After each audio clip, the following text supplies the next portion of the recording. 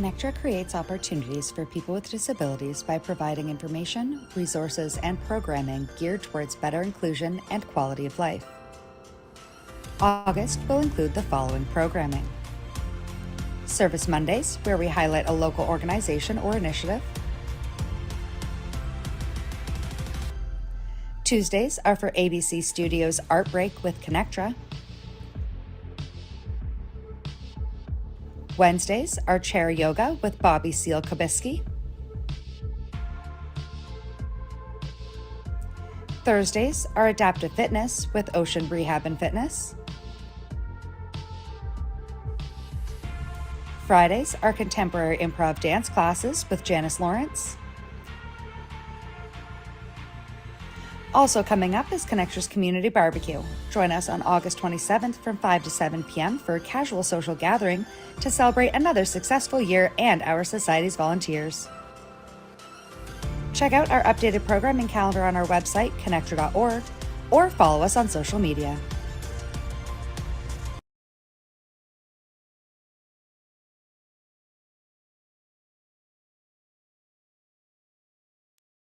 All right. Good afternoon, everybody, slash a little bit late morning. I hope that you're all doing well today, and I'm really excited to talk to you today about future planning for people with disabilities.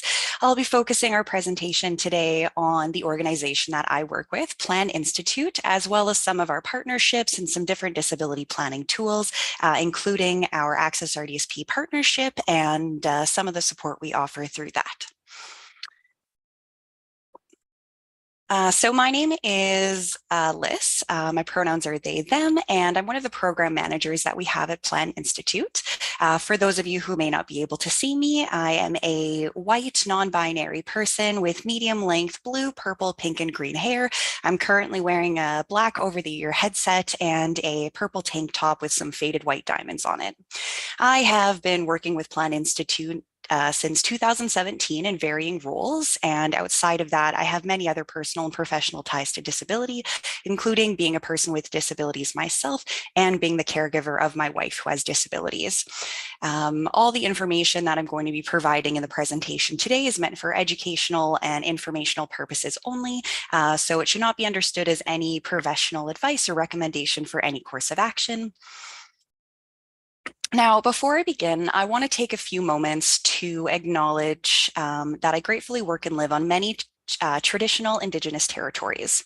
Now, the intention behind a land acknowledgement is not just a short statement comprising a few sentences explaining which Indigenous lands that we as settlers occupy or how we are sorry for Indigenous displacement. Indigenous peoples are the first climate and land defenders. We are here to show genuine solidarity with Indigenous people across Turtle Island, their communities, and many other communities outside that face climate destruction, state-orchestrated violence, and capitalist expansion, all driven on colonialism. I reside on unceded and unsurrendered Cayuse, Umatilla, and Walla Walla, Coquitlam, Stalo, and Katzie territories, and am aware of how my identity and position contributes to the erosion of Indigenous sovereignty and rights. I am a settler who has a necessary obligation to fulfill, which is to stand with, by, and for the first inhabitants of this land who are not only forced to cope with inhumane living conditions and lack access to essential resources, but who are constantly at risk of persecution for simply existing. By understanding one's position as a non-Indigenous person and how we subconsciously perpetuate anti-Indigenous language, beliefs, and behavior, we can work towards a more crucial step: to take concrete action in meaningful ways that do not fall under the realm of performative allyship or activism. Building solidarity is instrumental here. Indigenous peoples worldwide are connected, but more importantly, to stand for Indigenous peoples is to stand for human rights. As a first step for yourself, I highly suggest going to native-land.ca to find the nation, language, or treaty information for where you live and work. Thank you so much for taking the time to go through that with me. And now on to our regularly scheduled programming. So for our presentation today, as I mentioned, I'm going to be talking about Plan Institute. I'll be sharing a few videos, just two for the earlier part of the presentation. I'll be touching on some of the key benefits that we support people with, including the disability tax credit and the registered disability savings plan. I'll also be sharing information on some of our partner organizations, the free supports that they offer, as well as some other financial planning tools, some other resources as well. I'll be touching on the Canada Disability Benefit and Disability Without Poverty, especially knowing that that has been much more obvious and at the public forefront in recent months with the new Canada Disability Benefit Act being given royal assent in June. And then I will be sharing my contact information, and depending on time, we'll have a little bit of opportunity for you to ask questions. Otherwise, you're always welcome to reach out afterwards as well.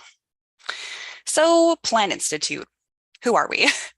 Plan Institute is a national nonprofit organization and social enterprise. We're currently based in Burnaby, British Columbia, but we're still on a hybrid work from home, work from the office model. And so currently I'm at home in Port Coquitlam, but we head to Burnaby every now and then. Now, the vision of our organization, which was founded back in 1999, is to have a future where all people with disabilities lead a good life. So for Plan Institute, the concept of a good life means being financially secure, contributing to and participating in caring and inclusive communities, being respected and empowered to make decisions, knowing the loving support of friends and family, choosing a place to live and call home, and having a well-planned future. So in order to work towards that goal and to help empower people with disabilities to lead a good life, whatever that means to them as well, we provide educational materials and resources. We collaborate on a huge host of community-based projects. We also engage with a wide array of partners to host innovative initiatives for change and policy reform as well. Now, you may also be familiar with our sister organization, PLAN, or Planned Lifetime Advocacy Network. PLAN was founded 10 years prior to Plan Institute by families who needed to answer the question, what is going to happen to my child after I die? So PLAN focuses really on supporting people in the Lower Mainland of British Columbia through their memberships and personal support networks facilitation. PLAN supports people with disabilities over their lifetime to ensure that they have everything they want and need to have a good life, and to navigate challenges that come up through their customized planning and advocacy initiatives as well.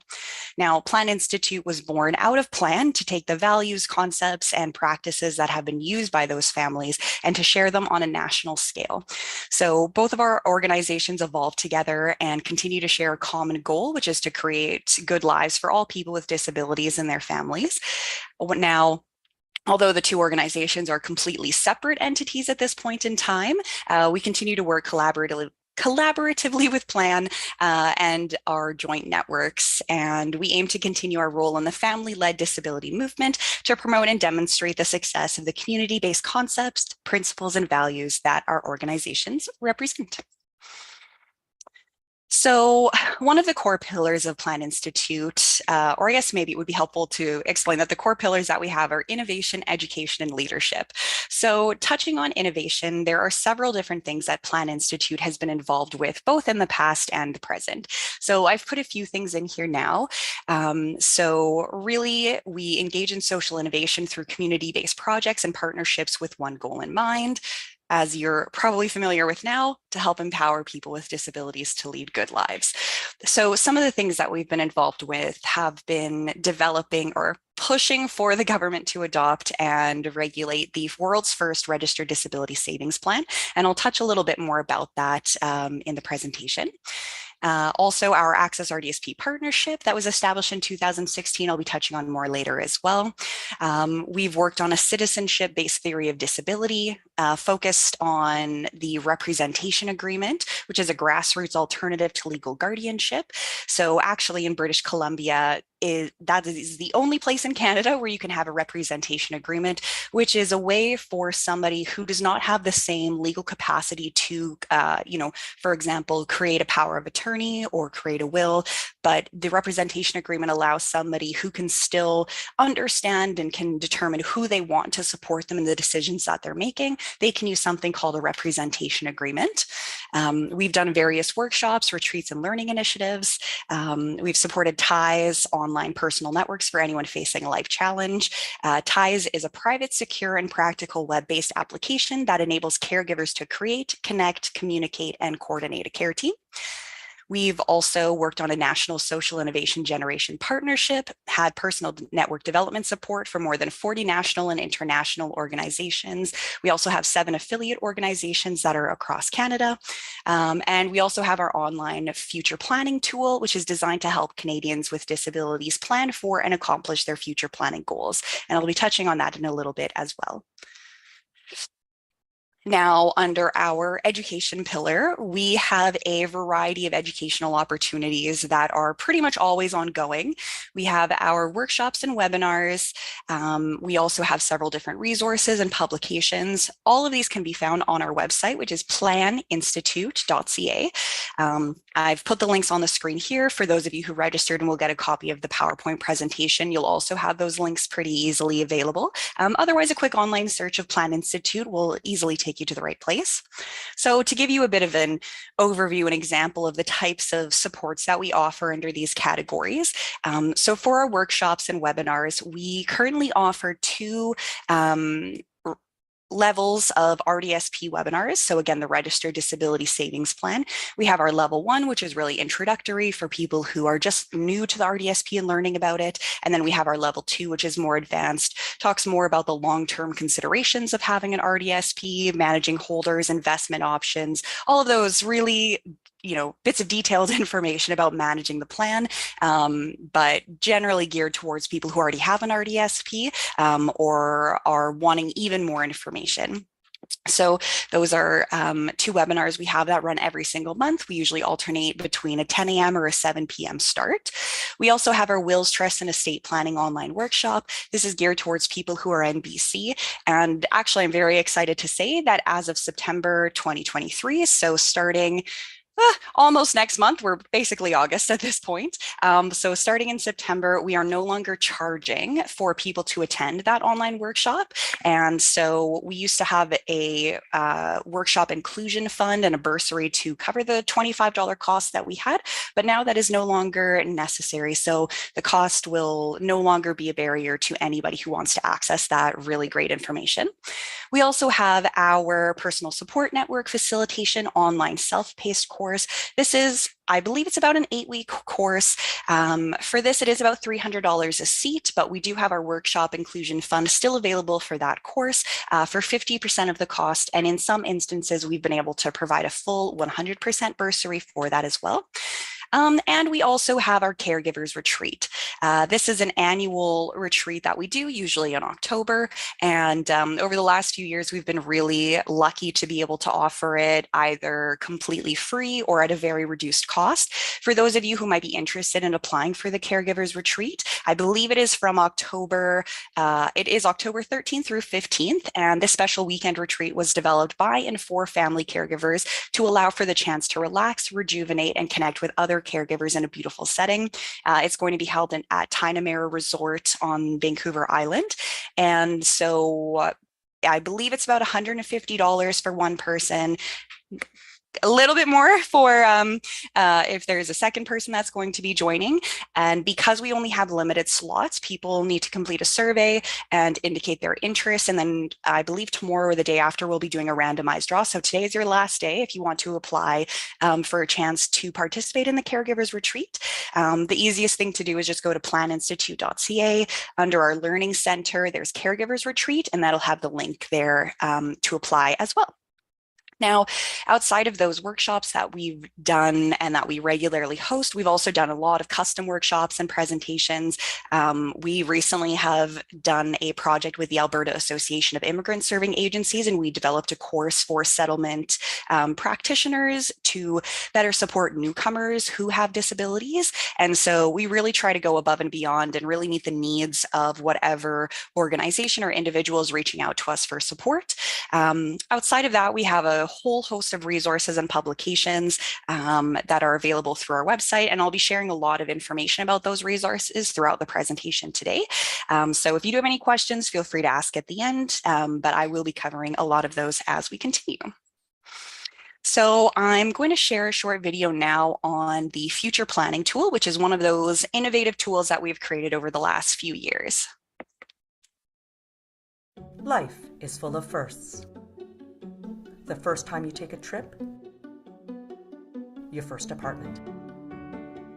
Doing something for the first time is how we grow into the people we're destined to be. Take the future planning tool. When thinking about your future, you're bound to face something unfamiliar, like finding the right person to help you file your taxes. The future planning tool guides you one step at a time to do this and so much more. Step 1, from estate planning to personal supports to financial matters. You'll learn how to plan for a future you can depend on. Let the tool get to know you and what you need most. Step 2, it's all about what's best for you. Based on what you selected in Step 1, you'll receive personalized recommendations. Each topic contains a list of tasks. Think of these tasks as stepping stones that, when completed, bring you closer to achieving your goals. And guess what? You'll never need to finish this all at once. Just click on the button and continue later when you have more time, like after you're finished your favorite dinner. Step 3. Get to know the tool. Browse any additional topics you may be interested in. Or simply head over to the final step, Step 4. Personalize, print, or email your future plan to yourself, or even better, send it to a friend and have them join you on your journey. When a task is extra tricky, hop over to the resources section and find additional links and supports that help you along. You can start your future plan right now. Begin to plan the future you want to create.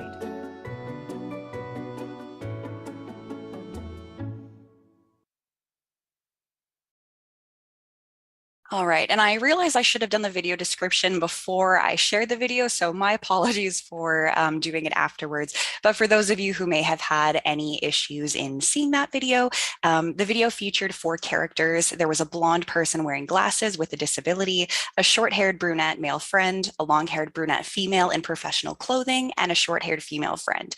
The video followed the person with a disability as they go through their new apartment, attend a professional meeting, and meet up with the friend as they use the future planning tool on their laptop or mobile device.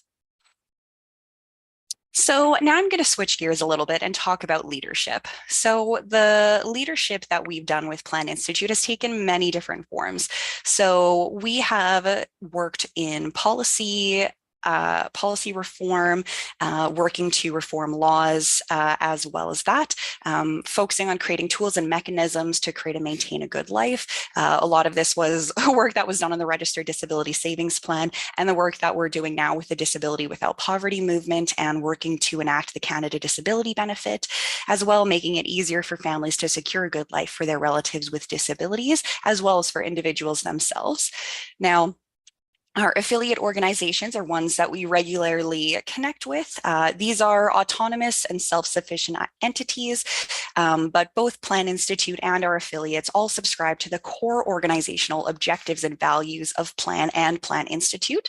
So together, our organization, our affiliates form a mutually supportive umbrella voice for people with disabilities and their families. And organizations that have been inspired by the model of Plan and Plan Institute can be found on our website under the What We Do section, Leadership Inspired by Plan. And just in case you're curious, the 7 affiliate organizations that we work with are Partners for Planning, Plan Edmonton, Plan Calgary, Able 2, which was formerly Citizen Advocacy, Bridges to Belonging Waterloo Region, Lifespan, and Plan Okanagan. Now, I've mentioned that we've had quite a few partnerships over the years. I'm going to touch briefly on some of the ones that we've been working most closely with. So that would be Disability Alliance BC and the BC Aboriginal Network on Disability Society, DABC and BCANS for short. Those are our 2 Access RDSP partner organizations, which have been very generously funded both through the Vancouver Foundation and now through the the government of British Columbia. We've also also worked closely with Prosper Canada. Some of the tools I'll be showing later on have been developed by Prosper Canada, some in collaboration with Plan Institute, as well as Disability Without Poverty. I'll be touching more on that later. We're also currently working on a partnership with the Vancouver Island Health to support youth and children on Vancouver Island to get the disability tax credit and open a registered disability savings plan. That workshop that I mentioned, or that course that we developed with the Alberta Association of Immigrant Serving Agencies, that happened at the beginning of this year, very tail end of last year. We did a live and online version of that course. And currently we're working with Action for Healthy Communities in Alberta to also provide holistic support for their team to better support newcomers with disabilities that they work with. So now I'm going to be touching on our Access RDSP partnership and have another short video. So the video description for this is that this video tells a story about a family that is making smart saving decisions and compares the different ways people will plan for their financial future. The characters are illustrated in a mostly black and white cardboard or chalkboard style of video, and the narration will describe each of their roles in this video.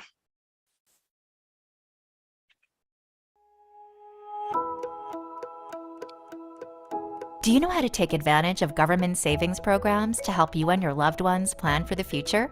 Understanding the choices available will help you decide how to save, whether you're planning for retirement, setting money aside for your child's education, or if you're a person with a disability who wants a more secure and independent future. Meet David, Amy, Lily, Alfred, and Carol Lee, a family that's making smart choices.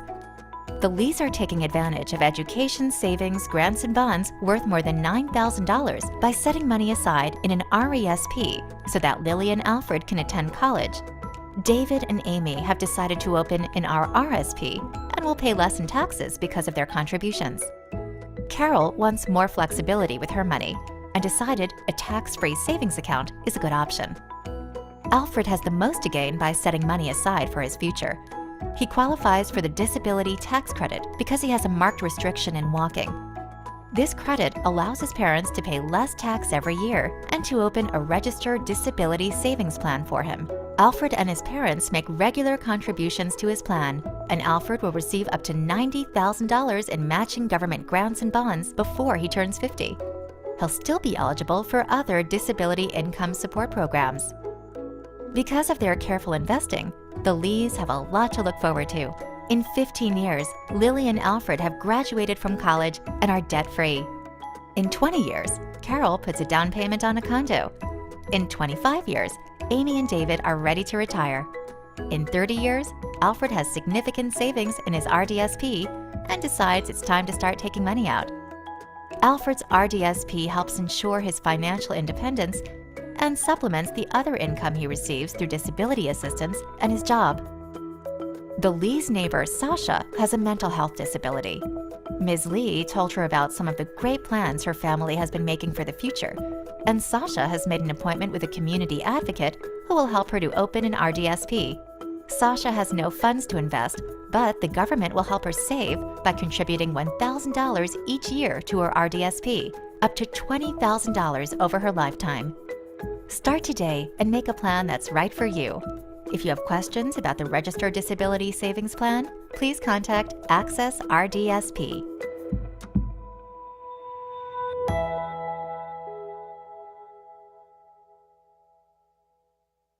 All right, so that was a really nice little introductory video to financial planning for people with disabilities and some different options. Touched a little bit on the Registered Disability Savings Plan. And so now I'm going to switch to talking a little bit about the Disability Tax Credit and the Registered Disability Savings Plan.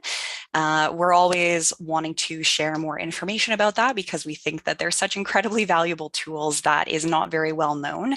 When our Access RDSP partnership started back in 2016, at that time, there was a really low number of people in Canada who actually were approved for the disability tax credit and had opened an RDSP.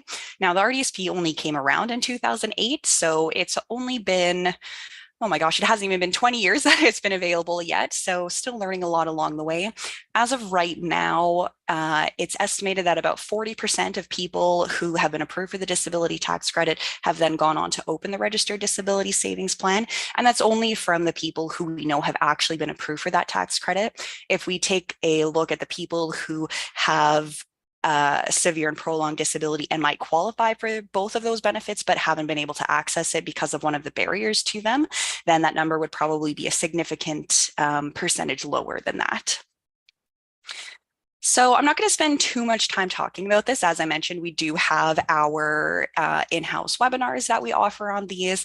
Even if you aren't able to attend the workshops live, they're all recorded and the link to the recording is emailed to all of the registrants afterwards. So if you can't attend live, but you want to watch the information, just sign up, register, and then watch the recording when you have time. It's available for a month after the workshop finishes, and then you would need to register for the next upcoming workshop to be able to get that.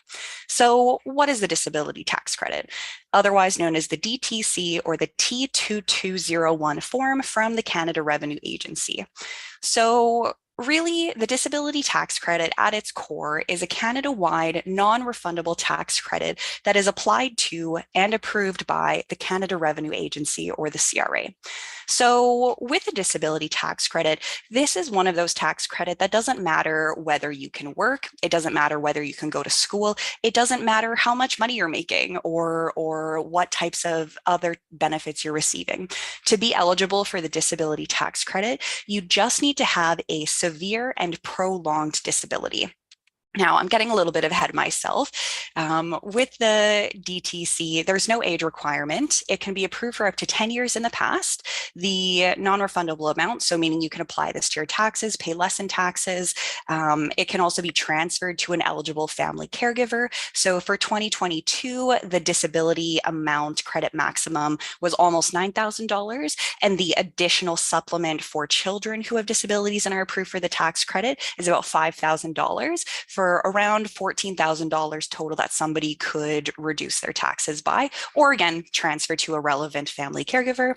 Now, for a lot of people, maybe yourself, the disability tax credit in and of itself is not that beneficial. A lot of folks who have disabilities may be on income assistance, they may have low income, they may not be able to work a full-time job, maybe they're doing part-time or casual positions, and so they may not have to pay a lot of taxes, and so that tax credit amount, especially with it being non-refundable, as in if it doesn't do anything for your taxes, it's not really going to do anything for you otherwise, may not be that useful. However, the DTC is what I like to call a gatekeeper or gateway benefit. So being approved for the disability tax credit opens up a significant amount of other benefits. So for example, this includes being eligible for the Canada Workers Benefit Disability Supplement, which is a refundable credit amount. The Child Disability Benefit, which is a monthly supplement to parents or caregivers outside of what would be offered by the regular childcare monthly benefit. You can claim more medical expenses, as well being able to claim a disability supports deduction, easier access to the caregiver credit. This opens up the door to the home buyer's amount, the home accessibility tax credit, eligibility for qualified disability trust status, a preferred beneficiary election option for other types of trusts, and then also certain education related benefits, such as a $500 scholarship exemption. So lots of really great reasons to apply for the disability tax credit if you're somebody that qualifies. And when looking at who qualifies for the disability tax credit, this is one area where there's been a lot of confusion and misinformation that's come out over the years, often by medical practitioners as well as individuals themselves. And so, as I already mentioned, to qualify for the DTC doesn't matter what your income level is, doesn't matter if you can work, doesn't matter if you can go to school, doesn't depend on your assets that you have. Really, to qualify for this tax credit, a medical practitioner must certify that you or the person that you're supporting has a severe and prolonged impairment. So having a prolonged impairment is probably the easiest one to define. That means that the impairment has lasted or is expected to last at least 1 year. Now, severe has sort of three categories of eligibility with the disability tax credit. So there are multiple ways that are based on the basic activities of daily life. So I'm going to quickly switch to the next slide here just to show you. So the basic activities of daily living that the disability tax credit will look at. So this would include vision, speaking, eating and making food. So not only the ability to feed yourself, but also the process of being able to make food, hearing, walking, eliminating, which is toileting. So going to the bathroom, dressing, putting clothes on, taking them off, as well as the mental functions necessary for daily life. And last year, I believe it was, they actually expanded the section on the mental functions category. This is one area where it's often the most difficult to qualify under. But there's been a lot of changes to the DTC over the years. And so now they've made it a little bit easier to qualify. And so there's now 10, sort of subcategories. So things like judgment, reasoning, rational thought, logic. There's quite a few. I don't have the form open in front of me. I don't have them memorized, but there are significant ways to qualify for the DTC. So in order to qualify for the DTC as a marked restriction, that means that you would have to be severely impaired in one of those areas of daily living that I just mentioned. So this means that either you are not able to do the activity, you need a lot of help to do the activity, or you take a lot longer to do the activity than most people. Now, if you are thinking, oh, well, I don't know if I would qualify under that category, there is the multiple significant restrictions option as well. So this means that you are impaired in multiple of those daily living areas. So maybe it's speaking, hearing, and maybe walking as well. So maybe you're restricted a little bit less, but in multiple categories. And so the cumulative or total effect of that impairment equals a severe restriction. And then there's also life-sustaining therapy. So this is for people who need therapy that keeps them alive. This needs to average 14 hours per week and minimum 2 times per week. Not 14 hours both of those days, but 14 hours over a minimum of 2 days. And those are all the different ways that you can qualify. Now, just one final note about the disability tax credit. This is something that through our partnership and through our organization, we've developed a lot of resources and information about the disability tax credit. We have help sheets. We have rdsp.com, which has an RDSP tutorial, but it also has a disability tax credit section. We have guides for medical practitioners, and through our helpline, we can also support people one-to-one with a disability tax credit. So if you're thinking, oh, I might qualify, I'm not sure, feel free to reach out at any time, and we're happy to walk you through this process. Again, this is just a little tidbit of information about the DTC to get you interested and hopefully start the process of learning more. Now, the Registered Disability Savings Plan, I'll also take just a few moments to touch on this because it is such an important benefit that I don't think enough people are aware of.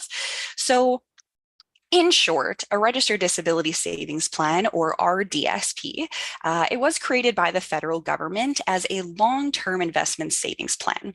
So when it was created, it was designed to act similarly to a registered retirement savings plan, meaning that it's meant to be accessed when somebody is in their retirement year. For the RDSP, that's no later than the year that the beneficiary or the person with the disability turns 60.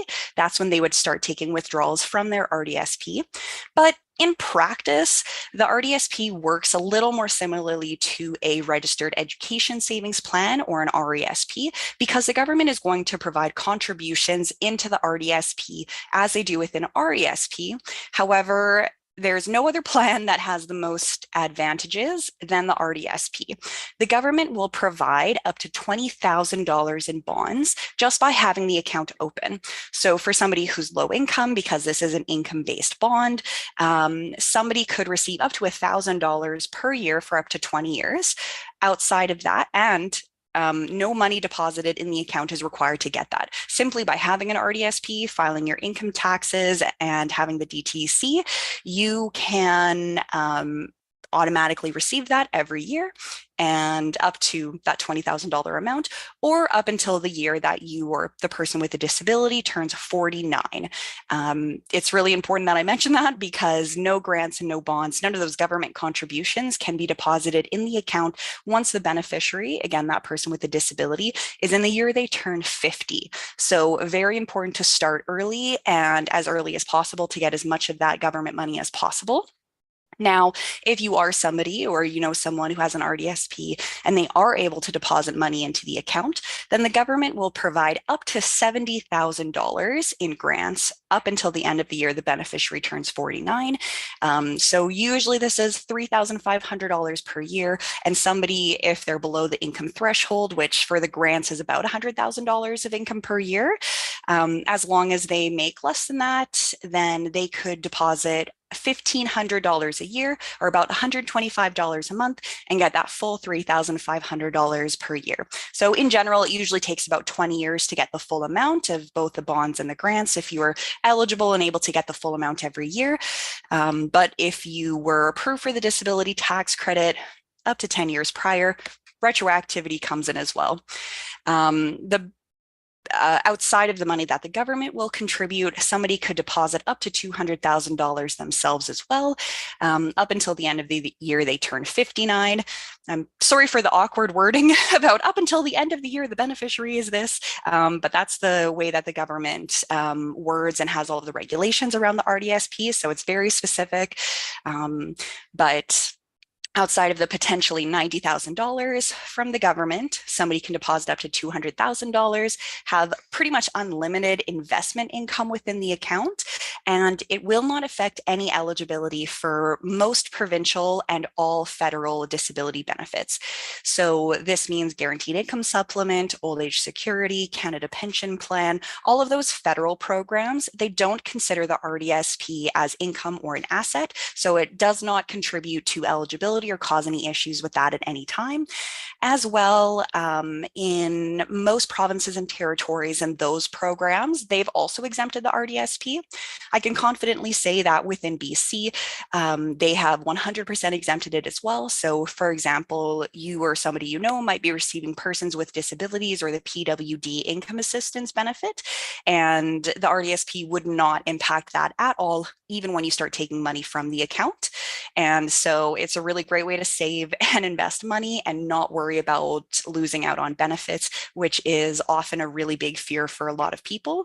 And that was one of the driving forces of having an RDSP, because so many other savings plans for people with disabilities will cause clawbacks on other benefits that they're receiving.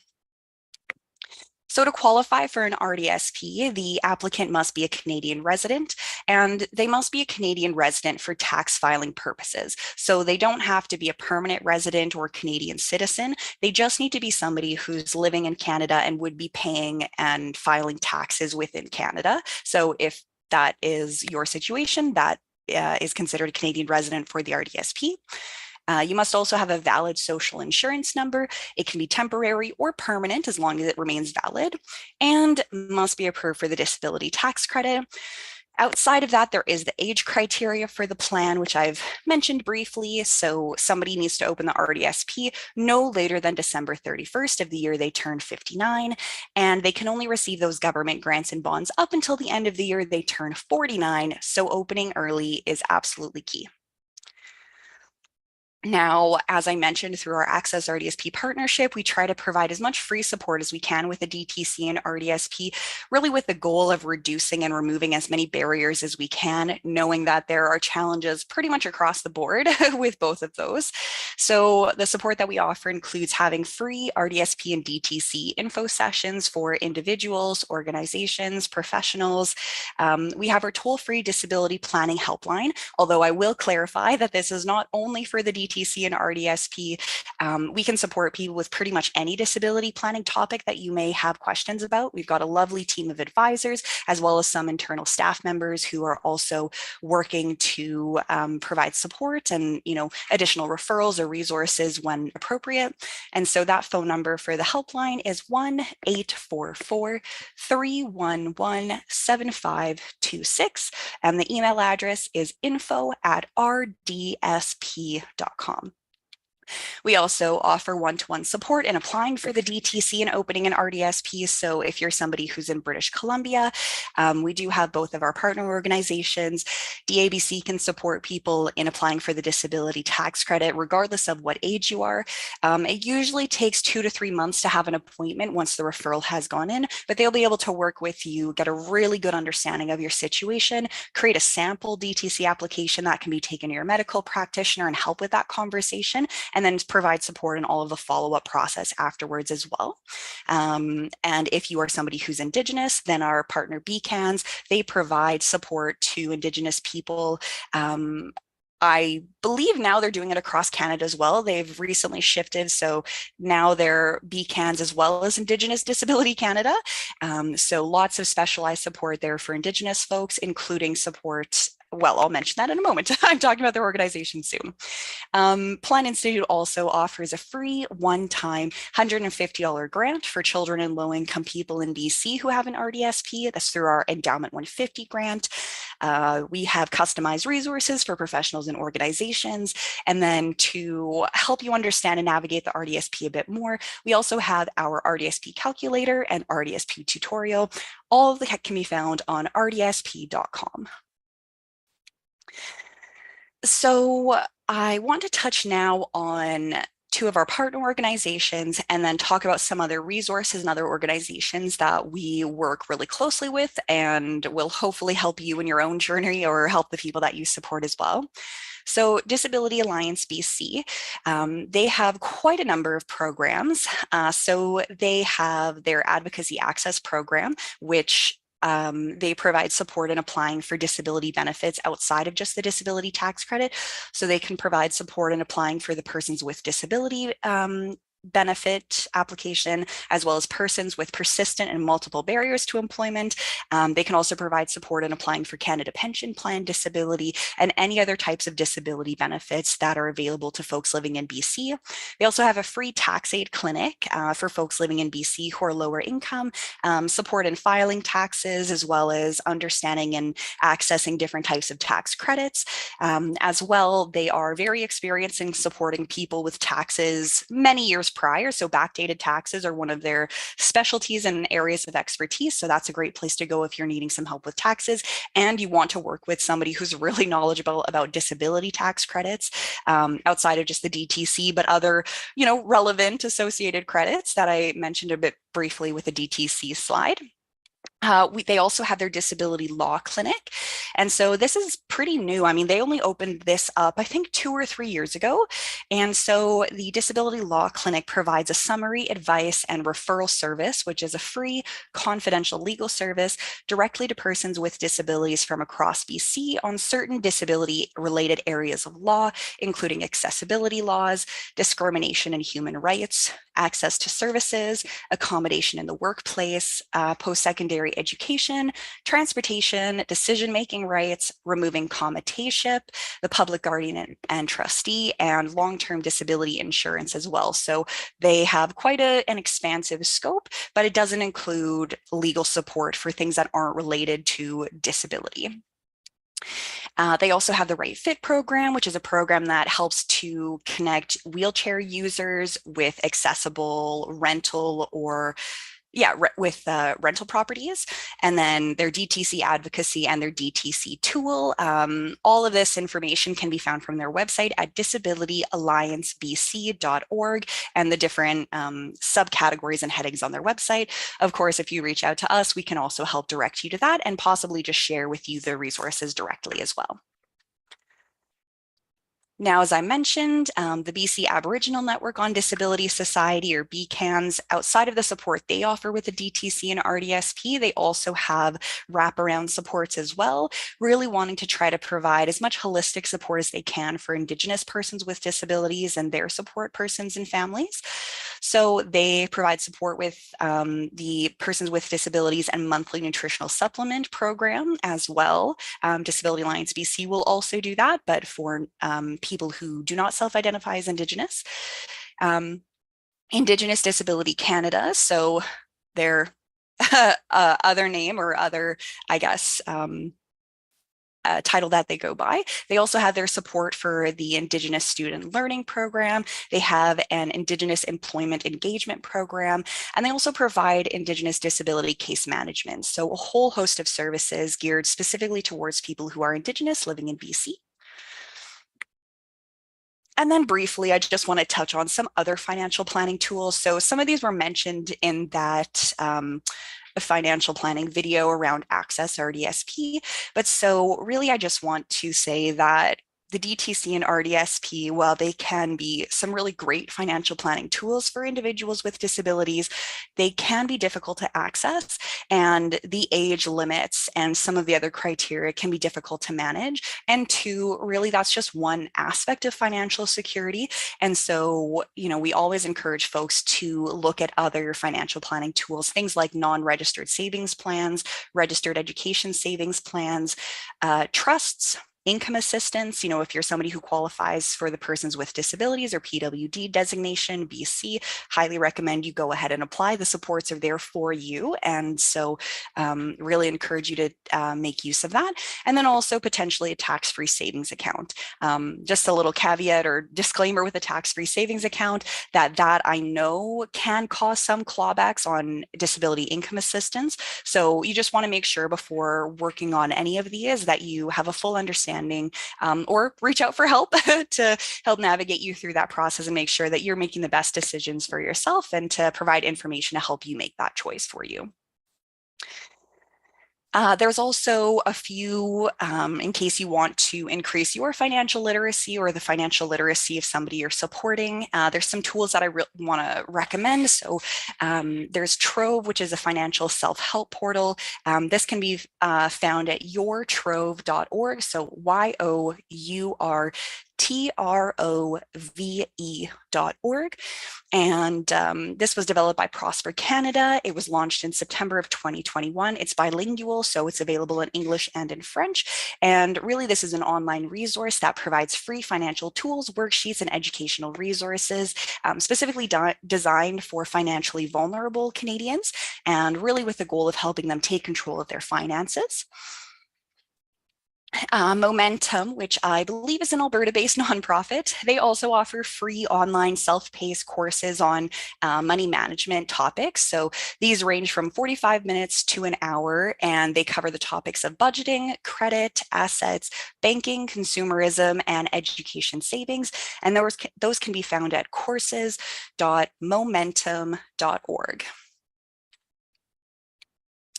As well, Plaid Institute has worked with Prosper Canada on their Disability Benefits Compass. So this tool is an online tool which covers the 4 key disability benefits in every province and territory that exists in Canada. So if you go to the website, which is disability.benefitswayfinder.org. You can also just do an online search of Disability Benefit Compass. It should be the first option that pops up. In the top right-hand side of the website, you'll see it'll show provinces and territories. So you just click there and look to set your province or territory where you live, and then it will go through those 4 key benefits. So for example, in BC, it goes through the disability tax credit, the registered disability savings plan, Canada Pension Plan disability, and the Persons with Disabilities income assistance and supplemental benefits process. So that's a really great tool to use. We tried to make it as plain language and step-by-step as possible. We've provided resources and videos. And so hopefully that's something that you can use whether you're in BC or outside to help you understand and navigate these benefits a little bit easier. As well, you will see on the website, there's a link to their Benefits Wayfinder. Now I know you might be thinking, isn't this the Benefits Wayfinder?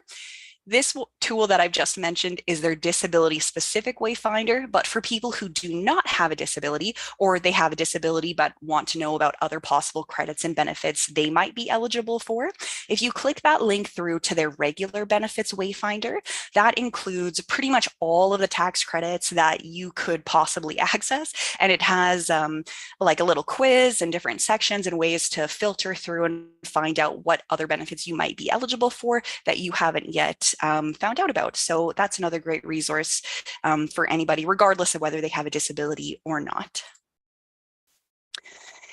And finally, before we wrap up and open up if there are any questions or finish a little bit early, I just want to talk very briefly about the Canada Disability Benefit and the Disability Without Poverty movement. Now, basically in the recent throne speech was the acknowledgement by the federal government that COVID-19 and the pandemic has not only disproportionately affected Canadians with disabilities, but laid bare long-standing challenges for persons with disabilities to access adequate programs and benefits. The government's response to what the community has long known is a commitment to establish a Canadian disability benefit. Now, on June 22nd, 2023, so just in the last month and a bit, after tireless advocacy from Canadians living with disabilities, Bill C-22, the Canada Disability Benefit Act, received royal assent. Now, the Canada Disability Benefit Act creates a new supplemental income for people living with a disability, which seeks to support financial security for a community that is twice as likely to live in poverty. While this news is an important step, it does not implement the new Canada Disability Benefit yet. Now, the Cabinet must agree on a date when the legislation comes into force, and then the regulatory process will begin. So what we know right now is not a whole heck of a lot. We know that since it received royal assent, it has up to 1 year, so up until June 22nd, 2024, for this to become enacted and to come into force. Now, once it comes into force, they will have another up to 1 year to figure out and resolve any issues with the regulations. And then by June 22nd, 2025, this needs to be running and the benefit needs to be actually starting to work. And the goal of this benefit is to really top up the provincial and territorial income assistance programs just to boost people with disabilities to at least the poverty line, because currently there is no province or territory in Canada that has an income assistance program that puts people with disabilities even to the poverty line. So all of them need quite a large increase. And for people who aren't able to work, they're the ones who are unfortunately have the most difficult time being able to get through for the most part. That's a very general statement. But it's quite challenging. The income assistance programs are definitely not enough, and nobody deserves to live in poverty just because they have a disability and can't work. Now, now, what this benefit will look like, we're not really sure. But so what needs to happen now is that we really need to be putting pressure on the government of Canada to expedite the process, figure out and put this act into force and budget the benefit, get those regulations set as soon as possible.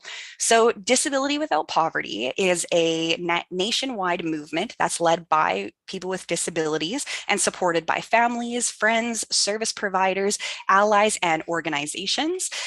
Really with the goal of pushing for the movement, increasing pressure on the government, and really working to turn this benefit into a reality rather than just a dream. So at this point in time, we still have so much that we will be learning over time. But if you want to get involved and you feel passionately about helping to get this benefit enacted, starting to actually put money in the pockets of people who need it, then we encourage you to get involved with Disability Without Poverty, even if you don't have the ability to, contact your MLA directly or your members of parliament. If you feel uncomfortable doing that, on their website, they have a contact your MP campaign. You just go to their website, click on the link, you put in your name, email address, and I think maybe your city or your postal code, and it'll just auto-populate who the members of parliament are in your jurisdiction, and it will send an email on your behalf to all of those individuals. And so that's a really great thing to do. Hopefully wouldn't take more than a few minutes, if that, to be able to put in that information and then send it out. And it also provides a good script and other information for if you do feel comfortable contacting your members of parliament. At Plan Institute and with Disability Without Poverty, we're also doing a postcard campaign physically. So these postcards, again, just put your name, a message, what city you live in, And then it can be put into any Canada Post mailbox, postage completely paid, free of charge. And really, this will be directed to the Minister of Finance to help encourage them to budget the benefit. Because if there's not adequate budget for the benefit, it's not going to actually help anybody.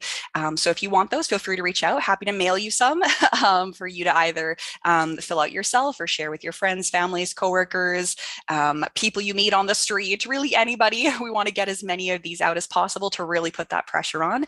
And the best way to get involved, stay connected, and stay updated is to sign up for the newsletter at disabilitywithoutpoverty.ca, and they have a lot of other information about the Canada Disability Benefit and ways to get involved there as well. So that brings me to the end of my presentation. I really appreciate you taking the time to tune in, whether you are listening live or to a recording at a later date. I will leave you with our organization's main contact information here. So the Disability Planning Helpline is probably one of the best ways to get involved. For those who have the PowerPoint, I did put my general contact information at the beginning, but feel free to call us anytime at 1-844-311-7526. You can also send an email to info@rdsp.com, and then feel free to check us out on our websites at rdsp.com and planinstitute.ca. So I'm not sure if we have any questions. I don't think I've seen any that have come into the chat. If I'll give another minute or so in case people wanted to either unmute themselves or put a question in. Otherwise, we'll wrap up a few minutes early.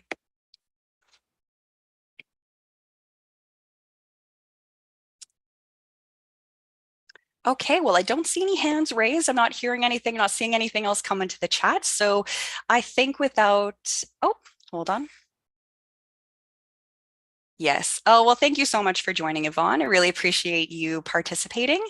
And I want to thank everybody for your time. That's pretty much it for me. And feel free to reach out anytime if you have any questions, if you wanted to chat about anything that I've talked about, or you want help accessing or navigating anything, we'll be more than happy to help.